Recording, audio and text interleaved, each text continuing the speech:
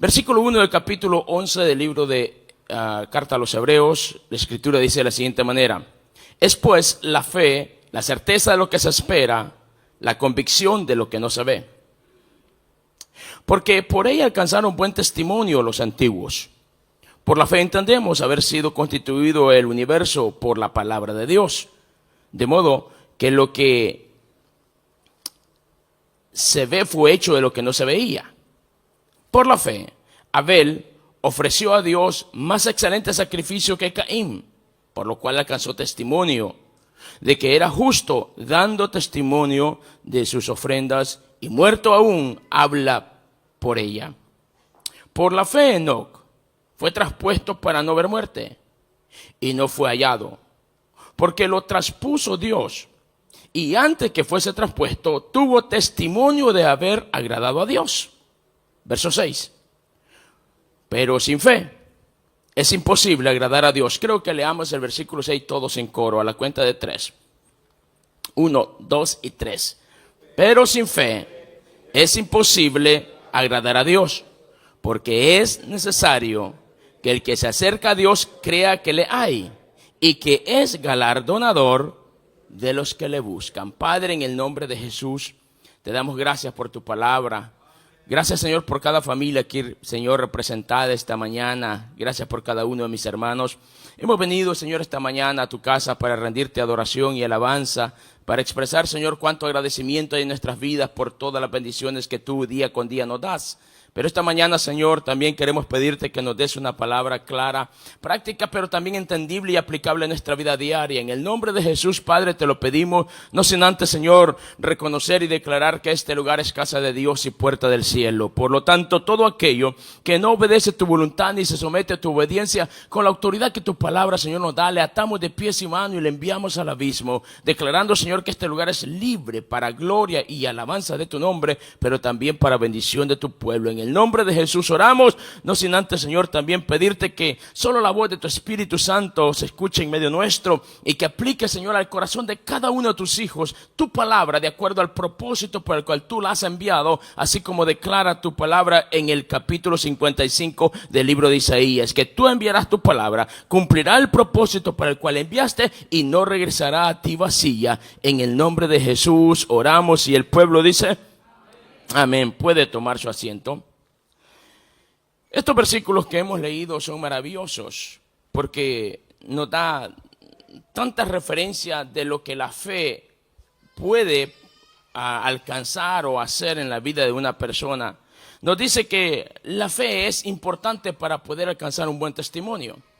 Dice que Enoc, dice, por causa de la fe, entendemos, dice, que tuvo un buen testimonio y que agradó a Dios. O sea, para agradar a Dios, como dice el versículo 6, se requiere la fe. Por eso dice, sin fe es imposible agradar a Dios. Enoc dice que agradó a Dios por medio de la fe.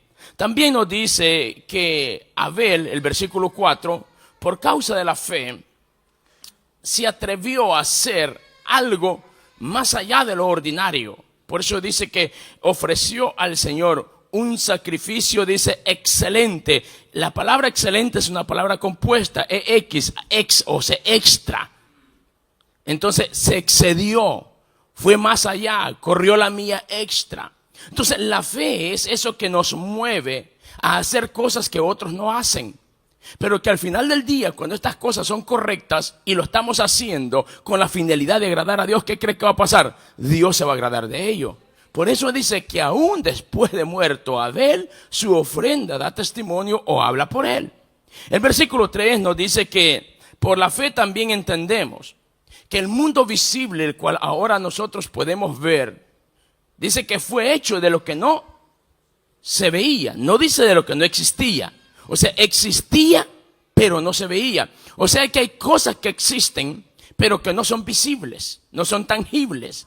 Entonces, pero por medio de la fe, nosotros nos podemos acercar, podemos hacer, podemos crear y lograr algunas cosas y volverlas, ahora sí que tangibles o visibles. Entonces la fe es algo maravilloso, por eso dice que es la seguridad, es esa convicción de aquello que no se ve, pero estamos ciertísimamente seguros que eso así es. Entonces Dios quiere que nosotros lleguemos a un nivel de fe para poder nosotros vivir en nuestro día a día. Y vaya que hoy, en el mundo en el cual vivimos, urge y se hace necesario que podamos crecer en fe para poder enfrentar los desafíos y poder vivir confiadamente, como dice la palabra. Alguien que lamentablemente no ha crecido en fe, no ha alcanzado el nivel de fe que Dios desea que alcancemos, mire, cualquier cosa le desestabiliza, cualquier cosa le preocupa.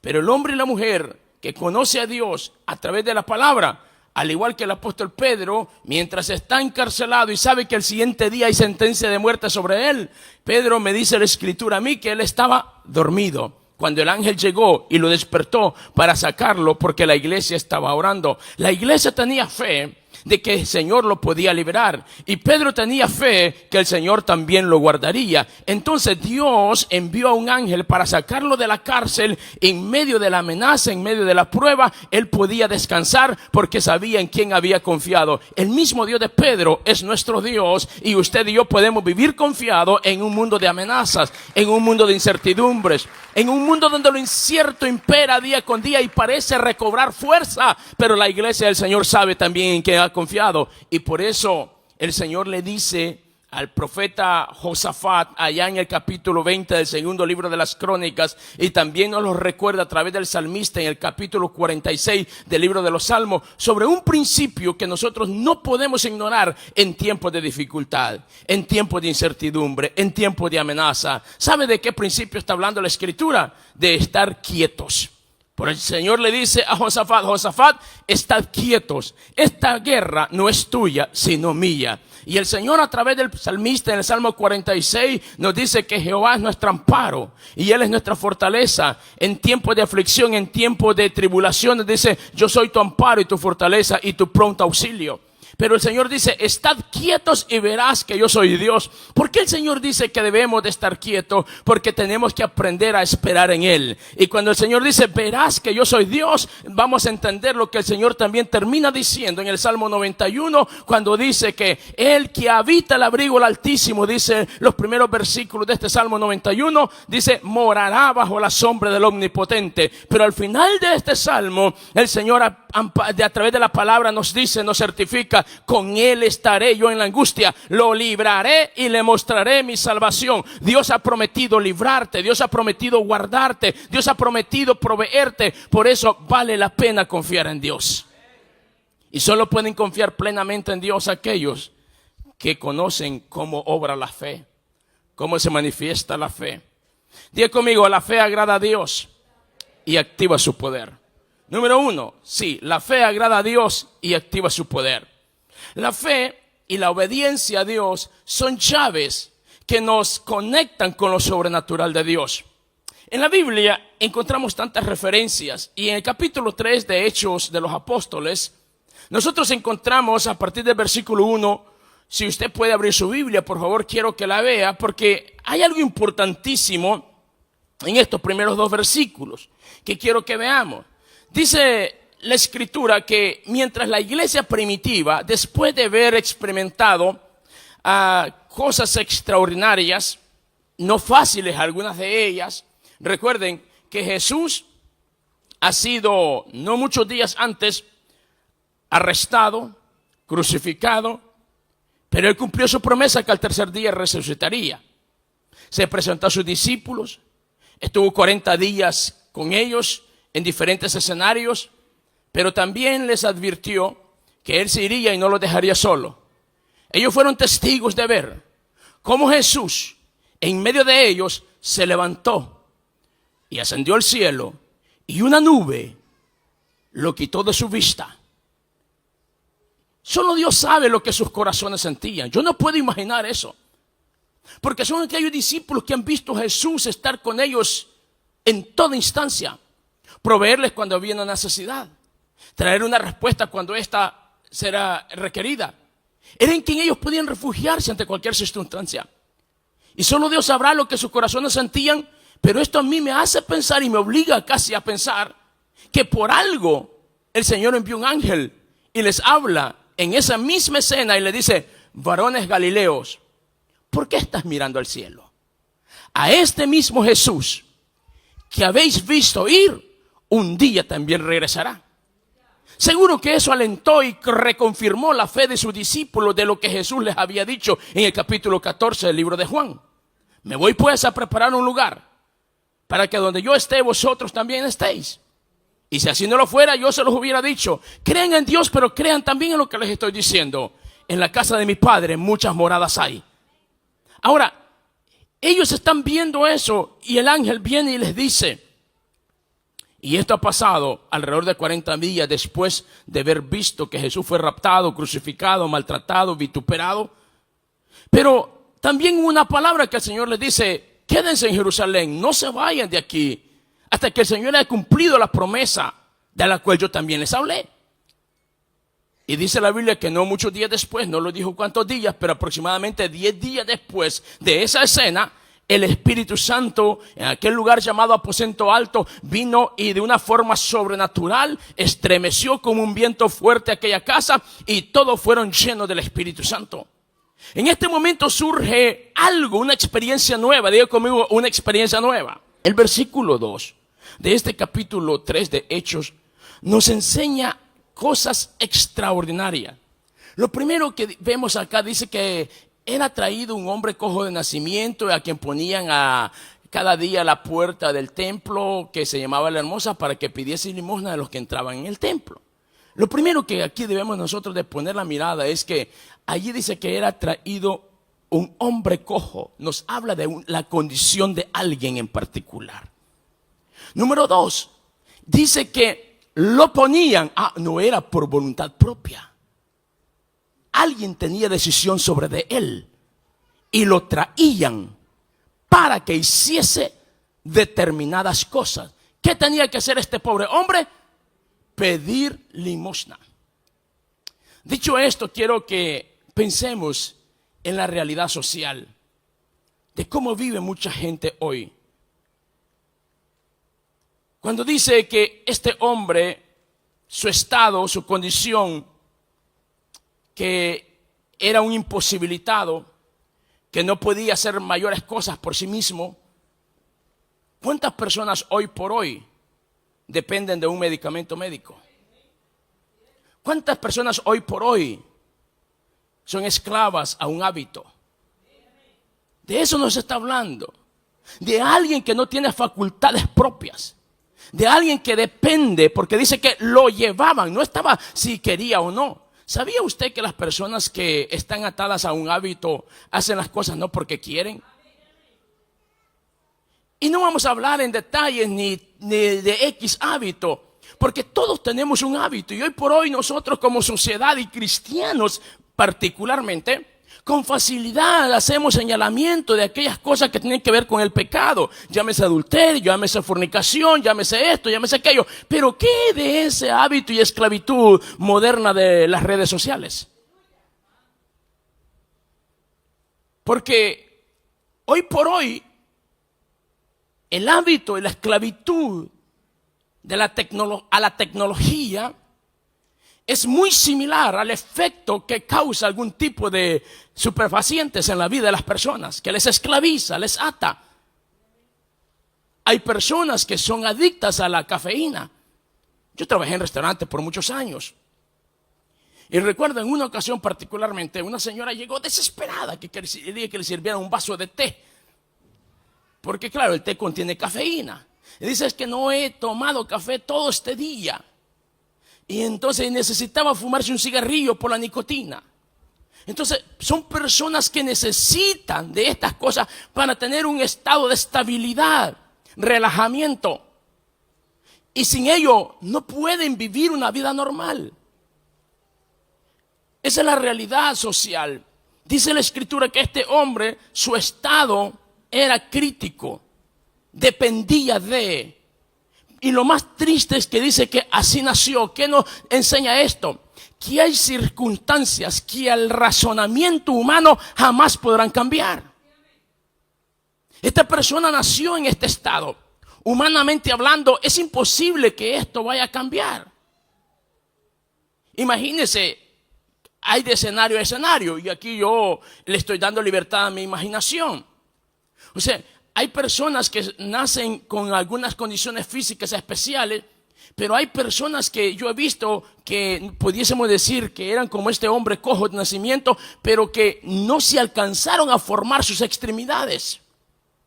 O sea, ¿cómo podíamos pretender a través del razonamiento que un día estas personas pudiesen caminar, pudiesen andar? O sea, que hay de escenario a escenario, humanamente hablando, hay situaciones que nosotros vemos en ciertas personas que jamás pensaríamos que pudiesen superarla, que están en esa situación y estarían condenados a vivir por siempre en esa situación.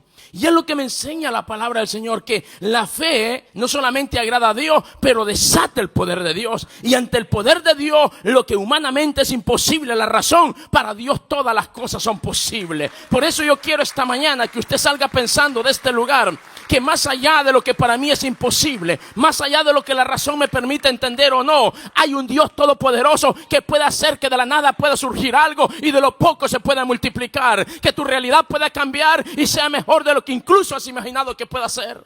Por lo tanto, nunca demos una causa por perdida, sobre todo si creemos en Dios y confiamos en sus promesas. Dice que este hombre estaba cojo y era de nacimiento su condición, pero luego dice que venían y lo ponían para que día con día pidiera limosna.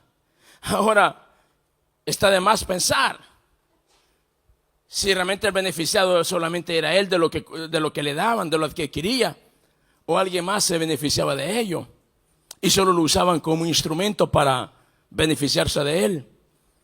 ¿Cuántas personas hoy por hoy son así? Y no quiero meterme en terrenos demasiado movedizos para hablar, pero en las relaciones matrimoniales, lamentablemente, hay relaciones que solo subsisten por eso, por un beneficio. Hay relaciones entre hijos y padres, muy tristes y dolorosas por ciento, pero que solo los liga un beneficio. Es que vivimos en una sociedad donde, como dice, me gusta muchísimo el pasaje de 1 Corintios capítulo 13, cuando el apóstol Pablo habla acerca del amor. Me gusta mucho lo que Pablo también a los romanos habla también acerca del amor. O sea que si no es el amor lo que está detrás de todo lo que hacemos, lo demás, amados míos, es conveniencia. Es triste, es realidad social de pleno siglo XXI, año 2025. No quisiéramos que fuera así, pero eso es lo que se está viviendo. Por eso dice la Biblia que al final de los tiempos el amor de muchos se enfriaría, por lo que vemos, por lo que oímos, por el trato. Pero Dios esta mañana nos quiere decir a todos acá que la fe puesta en el lugar correcto, la fe en Dios y la obediencia a su palabra puede cambiar circunstancias, puede hacer que ese escenario difícil y complicado pueda tornarse en tu mejor temporada. Me gusta mucho, dárselo fuerte al Señor esta mañana. Me gusta mucho la escena de Jesús allá en aquel lugar de Caná de Galilea, cuando fue invitado a las bodas. Dice que se acabó el vino y no había vino, que era muy tradicional dentro de la cultura y durante ese tiempo, pero Jesús mandó que le trajesen agua. Y cuando llenaron aquellas vasijas de agua, le pregunto algo: ¿de qué color es el agua?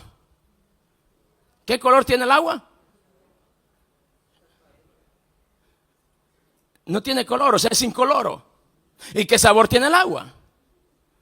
Tampoco tiene sabor. O sea que Jesús utilizó como materia prima un recurso llamado agua, que es incoloro e insaboro, y lo convirtió en algo colorido y saborido. Es que esa relación que no tiene color ni sabor, Él la puede tornar en tu mejor temporada, en algo saborido, en algo colorido, en algo que la gente hable de ello y quiera ser como ellos. Es que esas son las cosas de las cuales el Señor hace en la vida de aquellos que le creen a Él. Por eso es que creo firmemente que la fe agrada a Dios y desata su poder. Me gusta lo que termina diciendo. No voy a hablar de todo esto porque tiempo nos haría falta, de este caso del paralítico. Cuando Pedro y Juan van al templo, este hombre está en esta condición, les pide una moneda. Pedro y Juan le hablan y le dicen: míranos. Y él estuvo atento, dice, viéndoles. Y le dijeron: oro y plata no tenemos. Pero aquí viene algo extraordinario. Dice que Pedro no solamente le dijo, sino que le tomó, dice, por la mano derecha y le dijo: en el nombre de Jesucristo de Nazaret. ¿Qué le dijo Pedro? Levántate y anda. Ahora, ¿qué posibilidad habría para que este hombre hubiese andado? Le están pidiendo algo que nunca lo había hecho en la vida. Nació así, dice la Biblia. Pero la fe lleva a hacer cosas que la razón no las entiende. Este pobre cojo en esa condición le están pidiendo que haga algo que jamás ha imaginado que lo puede hacer. Basta con verse cómo está. Es imposible.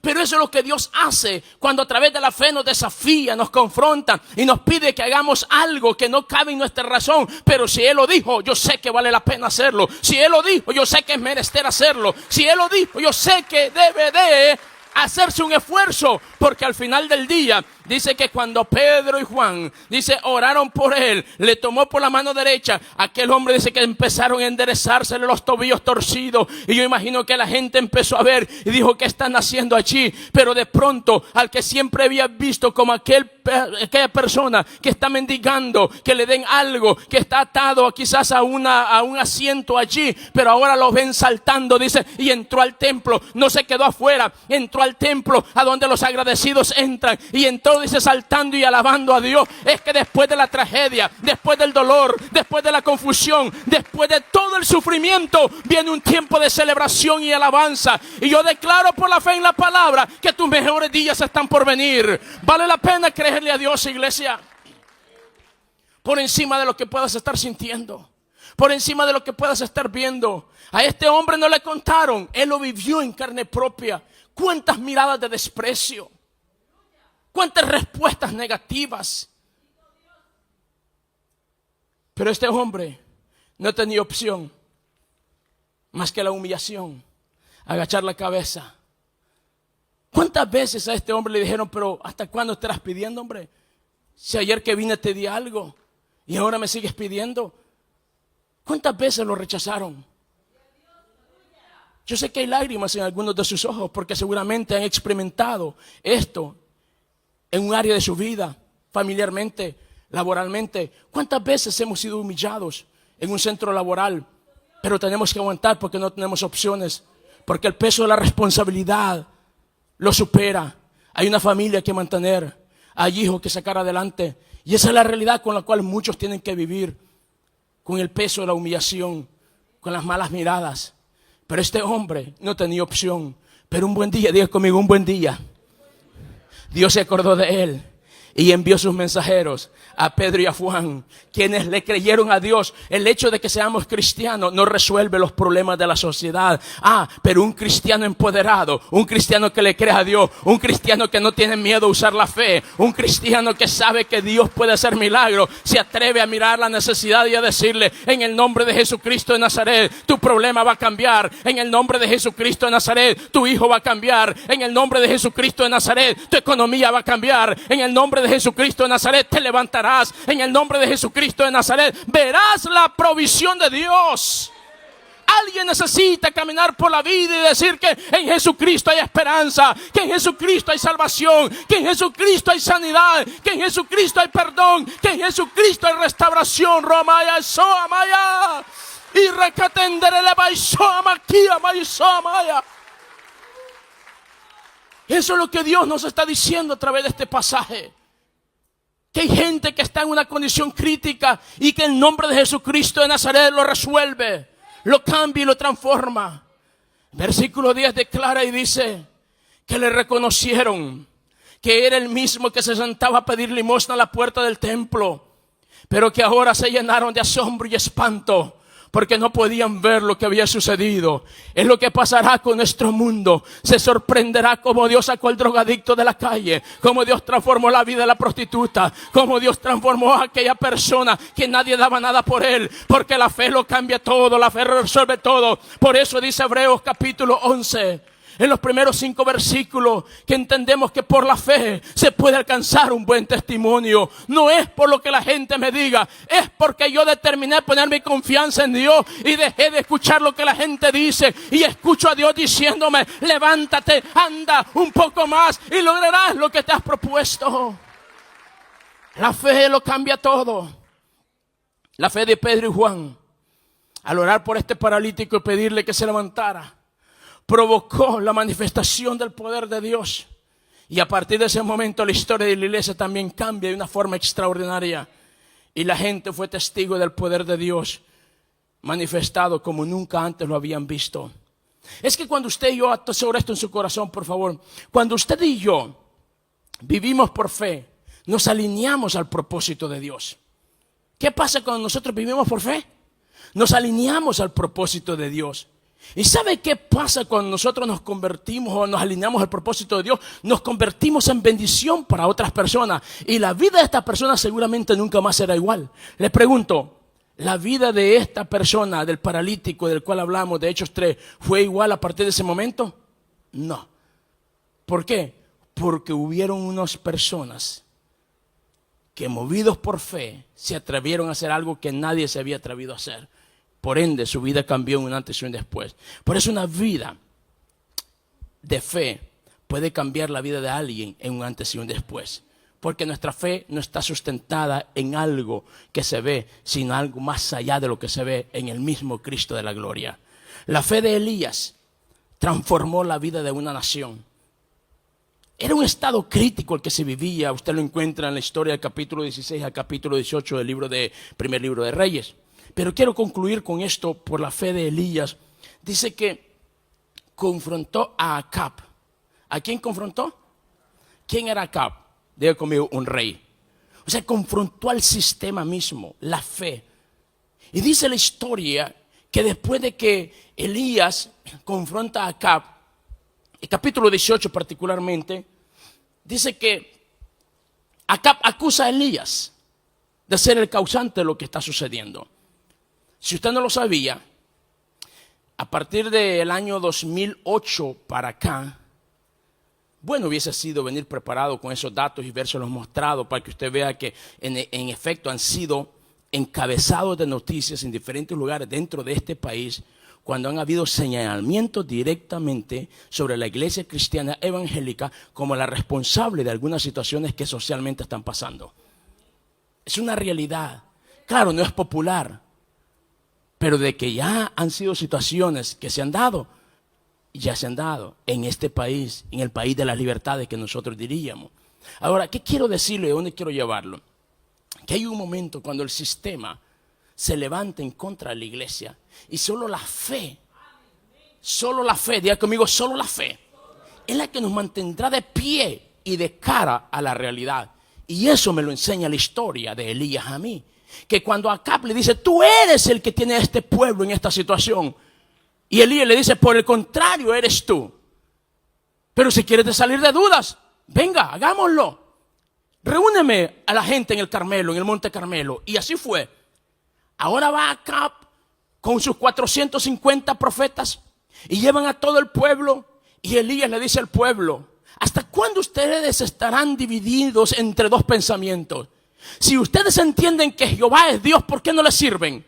Y si creen que Baal es Dios, pues igual sírvanle. Aquí ustedes dicen tienen 450 profetas. En cambio, como profeta de Dios, aquí solo me tienen a mí.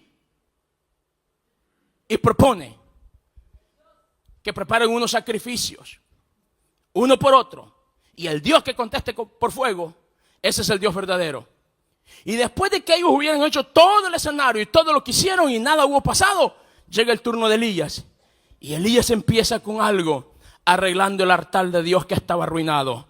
Es que Dios no va a traer fuego ni avivamiento sin antes primero arreglar el altar. O sea, tu vida, mi vida, nuestra familia. Y cuando las cosas están en orden, prepárate porque viene algo poderoso. Y dice la Biblia que después de que Elías preparó el altar y hizo todo lo que hizo dentro del altar, dice que clamó al Dios de los cielos y fuego del cielo descendió como testimonio de que este era el Dios de Elías. Este era en lo que debería de hacerse. Por eso, amado mío, tú que estás esta mañana acá, hay un momento cuando nosotros tenemos que saber que solo una vida de fe puede traer circunstancias maravillosas. No importa cuántas buenas intenciones haya, solo el poder de Dios lo puede cambiar.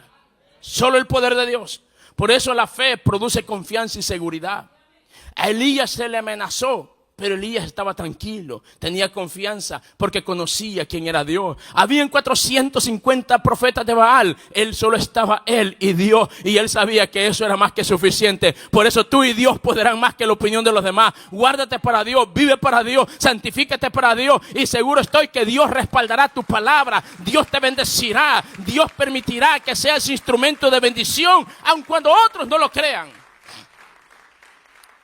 Como una reflexión final, yo sé que el tiempo transcurre, pero les prometo que en otra ocasión terminaré la reflexión. Pero como reflexión final, es una pregunta: ¿estoy viviendo una fe que agrada a Dios o mi fe es pasiva?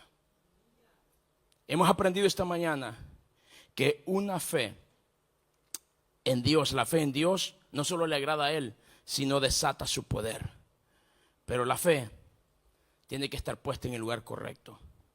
La fe produce seguridad en medio de la adversidad. La fe también genera confianza y fortaleza en la vida del creyente, pero la fe también nos conduce a un verdadero avivamiento. Cuando la iglesia del Señor camina en fe y se mantiene fiel a su palabra, se manifestará el poder de Dios y su gloria. La fe y la obediencia de los primeros discípulos en la iglesia primitiva los llevó a experimentar el derramamiento del Espíritu Santo en el Pentecostés, allá en el aposento alto. ¿Y sabes qué? La vida de la iglesia nunca más fue igual. La iglesia primitiva es un claro ejemplo de la manifestación del poder de Dios y el avivamiento que experimentó, cambiando la sociedad en un antes y un después.